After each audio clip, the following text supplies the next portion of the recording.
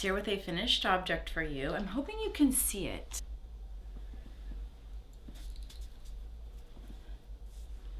Okay, this is the bottom, and here it is. Now this sweater was for a special friend who is having a big birthday. She's been a fan of some of the sweaters I've been working on, and unfortunately to make those sweaters would have taken forever. And one that she really liked was the Fox Thoughts, which honestly takes hours just to prep that sweater.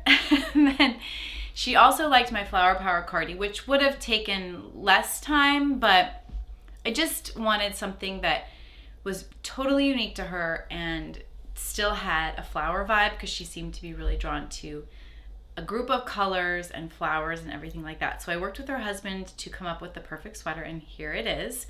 And this sweater is the Lazy Daisy sweater. It's also the Lawrenson sweater, so it's both sweaters, and I'm gonna tell you why it's both. So the Lazy Daisy sweater is by Siv Kristen Olsen. Siv Kristen Olsen. Her Instagram is knit_by, B-Y, _ Siv, S-I-V. The website is a Norwegian website. And actually, I saw this maker and bought a kit a couple years ago. I still haven't made the sweater, but you might have seen the ad a few holiday seasons ago. It was like a mohair sweater with these sparkly, I think it was snowflakes throughout the sweater. It's a very similar silhouette to this. So I will show you the picture of the Lazy Daisy sweater right here. It's in the pattern there. So this is by Siv Kristen Olsen. Now, as I was reading through this pattern, I was looking up what yarn did you use, I will see the materials, and then I start researching what is similar to the materials used. For this sample, she used the Rauma Iris alpaca, and she said an alternative would be the brushed alpaca from Sadness Garden. Now, I am familiar with that base. This is it right here, because I used it in the palette cardigan. So maybe you've seen my finished object video on this sweater. It's also using the brushed alpaca, and it's so nice to work with. And I noticed in this pattern she was using like maybe a 4 needle, and I thought that is gonna take me forever if I have to knit this on a 4. This I know was like an 8, 9, or 10. It was very big needle size, and so I knew the brushed alpaca would read really well with a bigger needle. So I started looking for a similar silhouetted sweater that was up a few needle sizes, and that was the Lawrenson. So the other thing is the Lazy Daisy sweater is bottom up, and I'm not a fan of bottom up. I just feel nervous and stressed the whole time that it's not going to be the right proportions. I want it top down. So I used the Lawrenson pattern to make the beginning, starting here, not the collar, starting here, and the sleeve.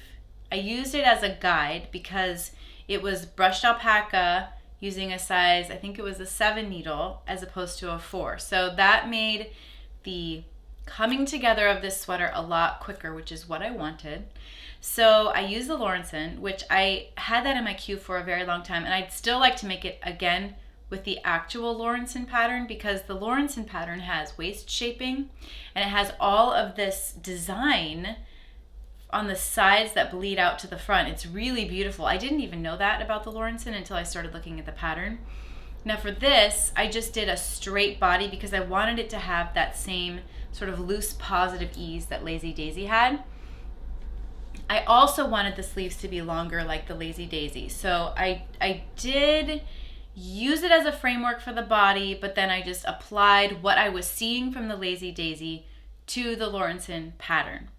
Once I was finished with it, I decided to double up the neck, and I just picked up stitches around, knit for the double the amount I wanted it to be as far as length goes, and then I folded it in on itself, and I cast it off by picking up a stitch on the inside.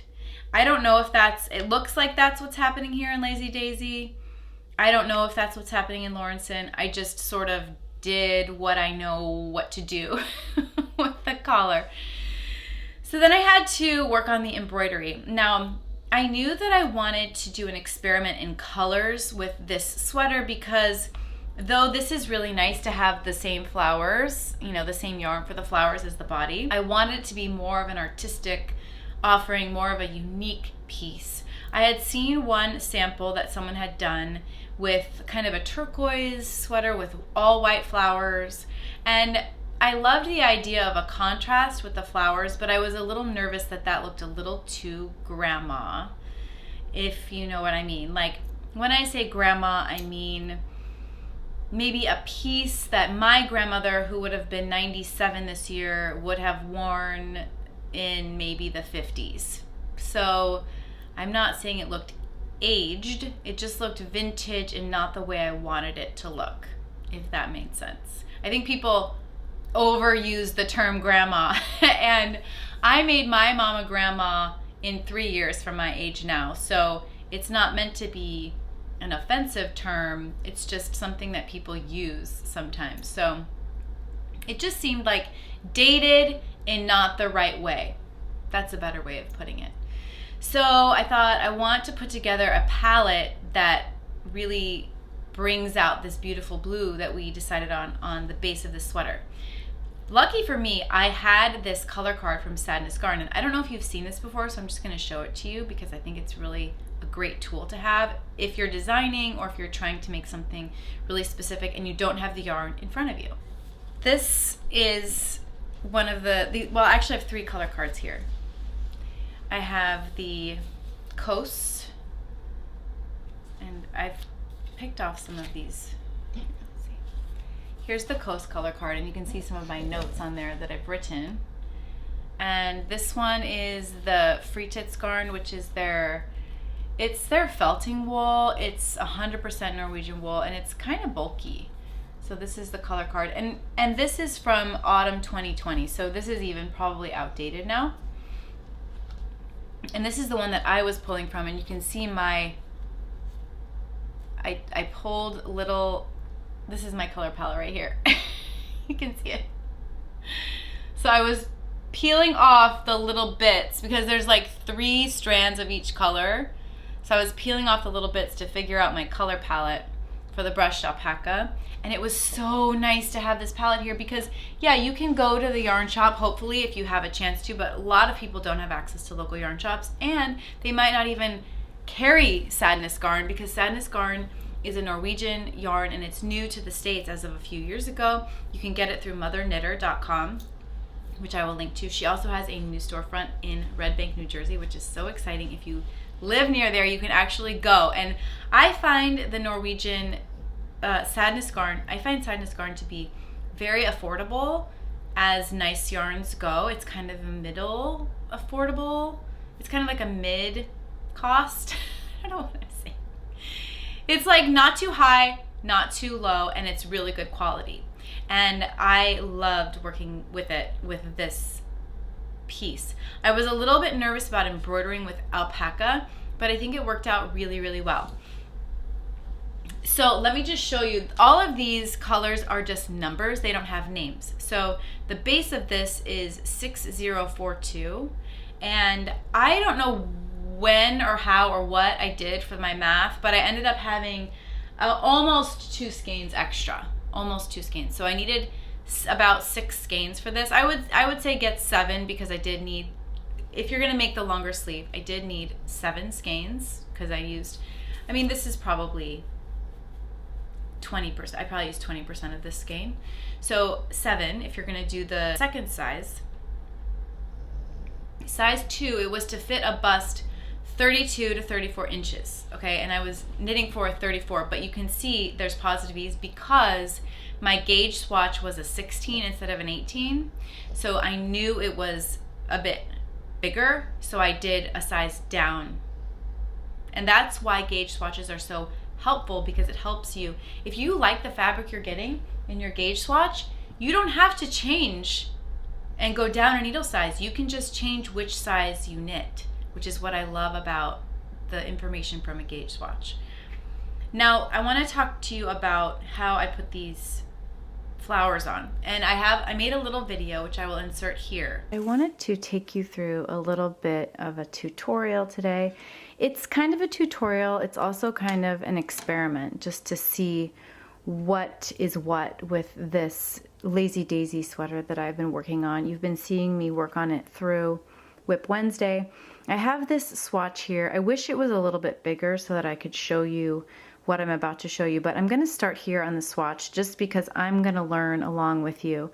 The only reason this is a two-tone swatch is because this is the amount of wool I had left over from a different project, and I began swatching before the wool from the sweater arrived. I've chosen this as my embroidery wool today because it's a high contrast, so I'm hoping you can see it, and you might have just heard Louise do a little bark. Sorry about that. Now when you embroider, I guess these are all magnetic. Look at that. That's okay. When you embroider, you can do a few different needles. This is a yarn needle, one of the more traditional, thicker needles that you would do to weave in your ends. And then this one is called a chenille needle because it's very pointy. So this will hurt you if you poke your finger with it.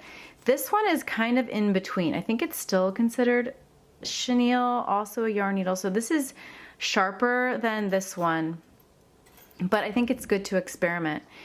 Now, when I am doing embroidery and I want to be really precise, I do not use a yarn needle because the yarn needles tend to just want to go through where there is a natural hole. And sometimes when you're embroidering, you want to go between the yarn, if that makes sense. So you want to be able to almost split the yarn if you want to get it in a very specific spot. Now, this is when you're doing really precise embroidery.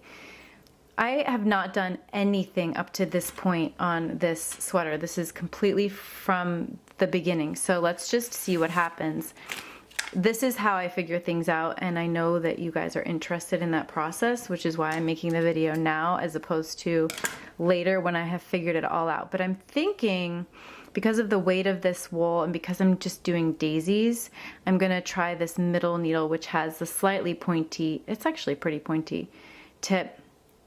And the eye of the needle is big enough that the alpaca can fit through fairly easily. This is the brushed alpaca from Sadness Garn, and it's knitted up really nicely on a size. I think I'm on a 6 or 7 needle here. Well, we can find out. I'm on a 1, 2, 3, 4, 5, 7 needle here. So these yarn overs I put in so I know what number of needle I'm using. In this case, it's 7.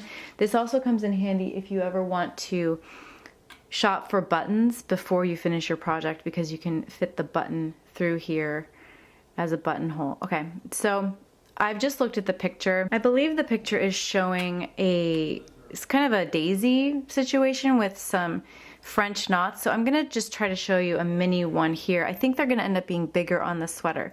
Now, I'm not going to take you through weaving in the ends, but it's just a given that you want this end to be woven in the back of your project just as you would weaving in a regular end. I'm just gonna skip that because that's really boring to watch. So I'm gonna start with a French knot. I'm gonna poke my wool through, and I'm gonna make a French knot first. So the way to make a French knot is you wrap the yarn around your needle twice, 1, 2, and I think you can do it more than 2 if you want a thicker French knot, and then you're gonna poke it back through in a different spot than when you came up. And then you pull through all the yarn to make your French knot. So this is, I think these French knots are acting as the center of these flowers. So you can do 1, or you can do a trio of French knots. Since I'm working on kind of a smaller palette here, I'm just gonna do 1. Then you're gonna make your leaf or your petal. So this is all completely up to the artist here. So the way that you make these is you make the shape of what you want, okay? And you can go right back in to where you came out to make this petal. But you don't want to pull all the way through because you're going to have to secure the petal up here. So first you go down very carefully, and you're going to make sure you leave enough of the yarn for the petal that you want. So let's say I want it to be a little bit shorter. Okay, so leave that out. Then you're going to insert your needle up here and grab that loop. That's how you're going to secure it. Actually, that's a little bit wonky. I'm going to come over to here. So you check it out. It's almost like giving it a little audition. Do I like it there? Yes, I do. So I'm going to come back up and through, and then just right over the top of that petal, that's how I'm going to secure it, with just a tiny little stitch there. So that's how the petal becomes secure. And then you do that all the way around. So let's say my next petal, I'll come back here next to my French knot. And then let's say I want my petal to be about that height again. I'll come back down in here. And then I come back up over here so I can secure the top again, just like I did the first one.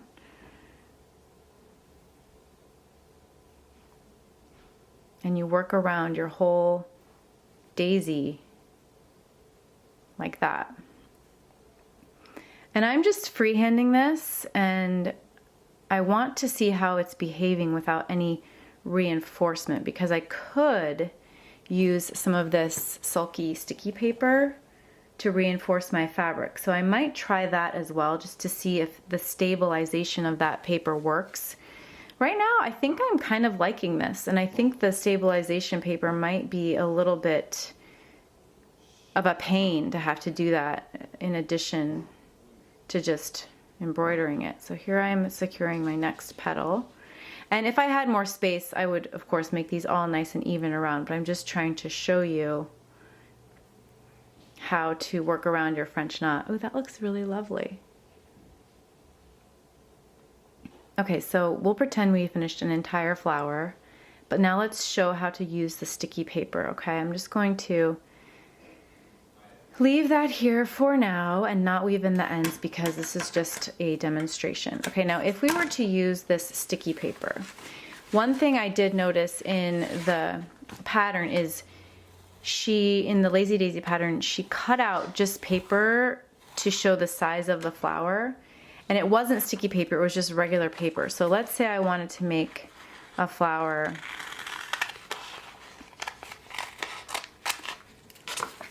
that was, I'm just freehanding this circle here. This is not a great circle. Let's say I wanted to make one about this big. And you can plan out your flowers by size. So this paper, you can peel the back. So you peel this off and then you stick it right to your fabric, and then you sew over it, and then you add water and the paper dissolves. So this is meant to be a stabilizing tool with your knitting, embroidering on your knitting. So here I am peeling off the back, and this side is sticky. Okay, so I'm going to stick this right on here. And this is meant to just sort of help you stabilize as you are embroidering. I'm going to use the same needle. I liked this needle a lot. So this is kind of, I think this would probably be considered a chenille needle. And because it's sharp enough for what I'm doing. Okay. So I have this stuck, and it's not super sticking. I was a little nervous it would be so sticky that it would compromise the actual fabric, but it's sticking just enough. So I'm going to go through the center. Now the other thing about this paper is it is sticky, so sometimes your needle can get a little bit sticky too. I don't know if it's going to be worth it or not, but let's just try out the two different experiences. Here's my French knot where I wrapped twice. I'm going back through. And I do think that is easier. It is much easier to make a French knot with the sticky paper. It's so much easier. I guess I'll do 3 to give this a little bit of a center. Oh gosh, now you're hearing a squeaky toy from the dog. Thank you, squeaky toy. So there's 1, 2, 3.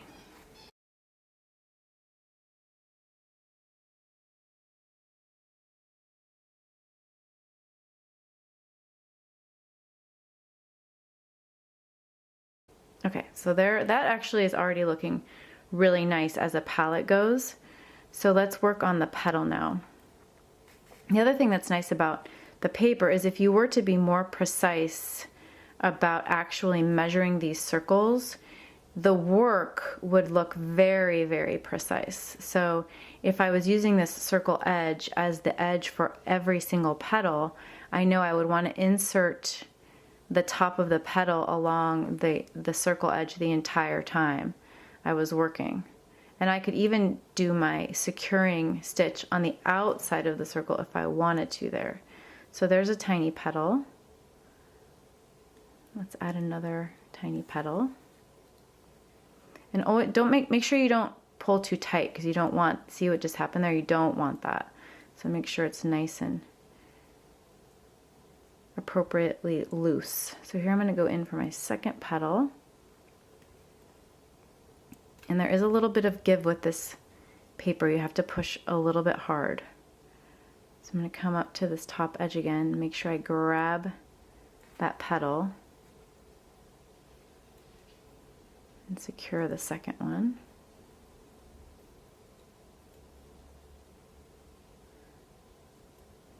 And I'm going to work all the way around.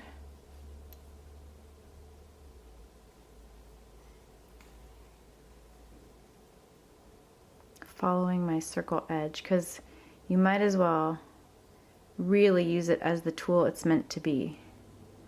Now, if you get too close to the edge, it's going to buckle on you a tiny bit, that edge, because it's not completely stuck. There's 3 petals down. So you can see it's making a nice even flower all the way around. This one is a little bit funny. I want that to be tighter. Beautiful. Okay, let's do a few more petals, and then I'm going to show you how we dissolve this paper and see what happens at the end. Now the one thing about dissolving it is that you're going to have to, oops, I just lost my wool. You're going to have to dry your sweater again. So I've already blocked my sweater and it has dried, and so that is one I would consider downside of using this paper, if you have to submerge your whole sweater again. I don't know if that's what I want to do, but I am enjoying the stabilizing force of this. I think since I don't want to be so close to the edge, it's a little hard when it's so close to the edge. I would make the circle a bit bigger than I want my flower to be, so that I don't have to deal with that edge. Okay, you see how that's coming together now? All right, let's go dissolve the paper and see what happens. And we can compare the two. Even now, it's hard to say, but I'm just showing you this experience. This is much smaller than this one. Maybe that's hard to compare, but now let's go put some water on this. Okay, here is my silky paper. I'm going to dissolve the water off now.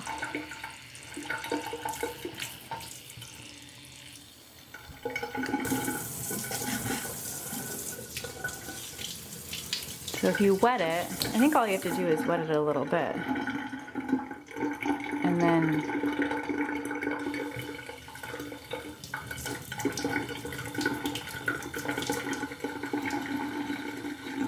the paper, you can see, just it rips off.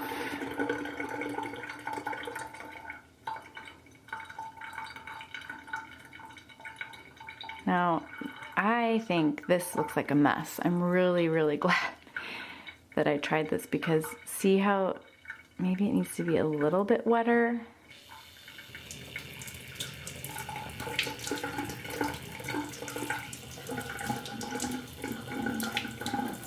But look, I'm having to move my design over a little bit to get the paper out from underneath it, and I don't, that is fussy to me. Like, that does not make me happy at all.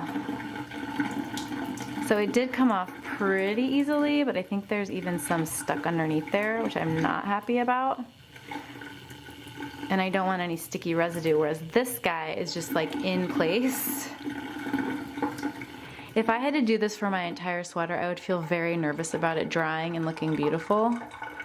So I think even though that was pretty simple to get it off, I'm gonna stick with the dry embroidery, freehanding it. So that was a good experiment. But I'm gonna dry this and I'll show you how it looks at the end too, just so we know exactly what happens. I am so glad I tested this, because this is like crunchy. It's a little bit crunchy. And I don't like how the fiber kind of spread out a little bit compared to this one that just remained untouched. So I'm really glad that I used this swatch to experiment here and see that I don't want to use the celly paper. So I wanted to take you through and show you how I thought maybe the celly paper would be a good thing, but I think because of the brushed alpaca quality, it ended up not being a good thing. And it's still pretty crunchy, this one, and this one looks so lovely and fluffy. And I'm not blocking this again after having embroidered this, it's just, it's done. And I'm praying that it's gonna be fine. That if it ever needed to be blocked or washed again, that it would be handled with care and still look good. I hope I don't think it's gonna bleed because this was put under water and it seems to be holding its color okay, but it's just a little bit crunchy from that celly paper.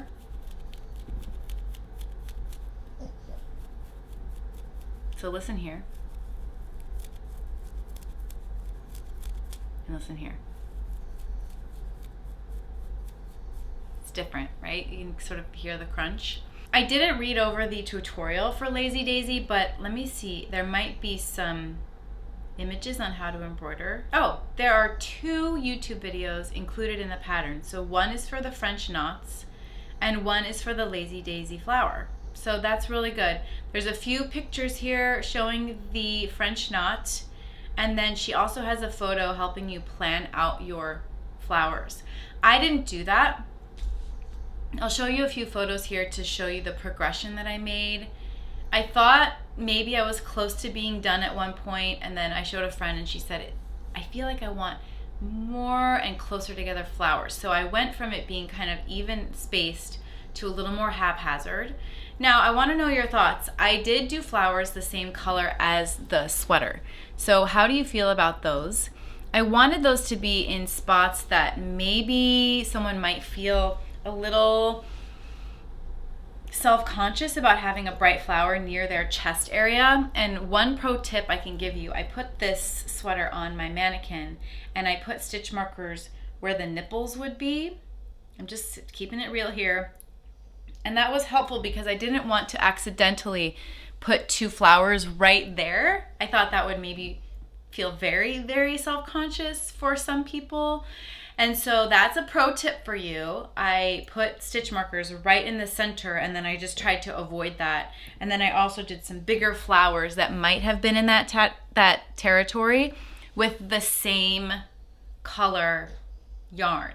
And here on camera, it might not show up so well, so maybe I wouldn't wear this particular piece like in a film or on a commercial, but in person, I think that you can really see it and it reads really beautifully. So we'll get a little close up so you can see. I did want to go onto the sleeve and I did want it to look a little haphazard. So I went into the seams there. I did some overlapping. I did want some pops, so I chose this blue as the pop, and the pink does pop also. Some of my flowers have many petals, some have fewer.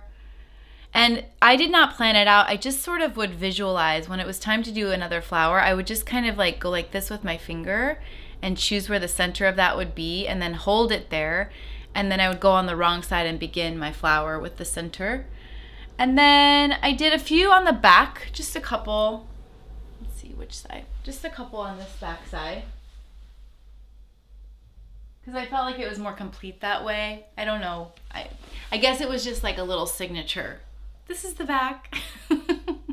I love the silhouette so much. I loved working with this wool. I did keep track of how long this took me. It took me 24 hours to knit. So I counted the prep time, the swatch time, the embroidery time, all of that. I was very precise about it, and I would stop keeping the time when I stopped knitting, very few interruptions, and so it took 24 hours to knit.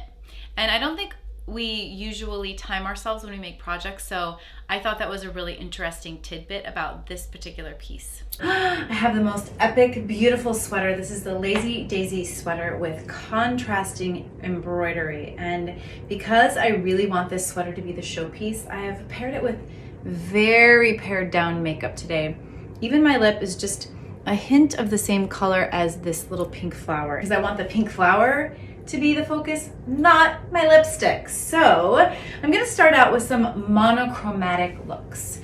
I don't usually wear jeans when I'm showing a styling video, but I love these jeans. They're a high-waisted jean, all the way up there, which supports this sweater being, I wouldn't even call this cropped because the top of my hip bone is right here, and that is where the sweater is hitting. It has a little bit of positive ease. There's no waist shaping in this sweater. The sleeve is really what it's all about. And so because of the volume here in the sleeve, I have a jean that kind of goes out like a boot cut. So the volume is mirrored there at the bottom of my pants. And there are a few different shades of blues, so the shade of your blue jean really isn't that important. I guess it's not exactly the same, but it still reads monochromatic. And I put on a pair of light blue sneakers, also not the exact same shade of blue, but I'm just wearing shades of blue, and that works for monochromatic for me with this first look. If you've been following me for a while, you know that I love flowers so much, so I swapped out my blue sneaks for my flower boots here. It's very just like literal kind of like flower power. I guess it's 60s into 70s. It's late 60s, we'll call it. Going into the 70s with this silhouette of my jeans.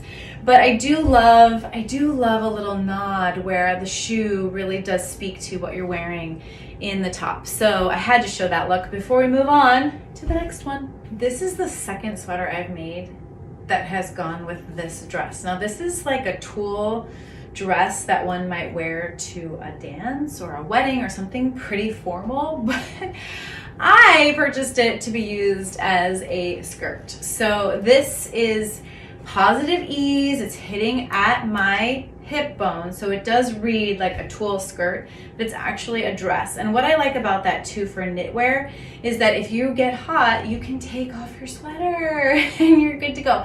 I do think this could be fun maybe if it was also belted. So this is a little piece of tulle that came with the dress.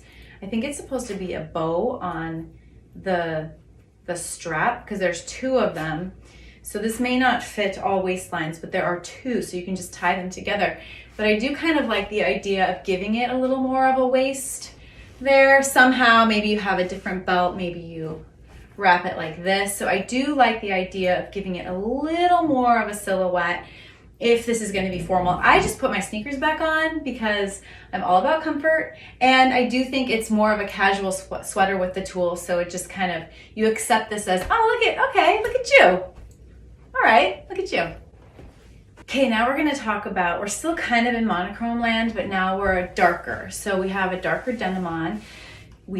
Just me, I have, this is also a high waist, so I'm a very big fan of high waist. Now what's cool about this brand of jean, this is G-Star Raw, you can choose your waist and your length. And I love that. Now the seam is raw, it's just surged at the end there, so if that bothers you, maybe this isn't for you, but what I like about it is that it's actually the true waist. So many times I order my waist size, so you take the measurement, you measure your waist and you order those jeans, and they'll either be so big in the waist or too tight other places. So what I like about this, and maybe it's just the cut of the jean too, but it is actually fitting my waist exactly. I still have the tag on, I just got these. It's still fitting my waist exactly. And then I can choose the length so it actually fits my height. So just a plug for G-Star Raw, not sponsored. And just wanted to show you how this sweater really pops with a nice grounding dark blue on the bottom. Something about this sweater kind of takes me back to the 80s a little bit. I think it's the poof. So I found this skirt that I'm not gonna keep. I actually didn't even steam it, but I wanted to show it to you because I feel like this is kind of a throwback, but it's very 22 at the same time, 2022.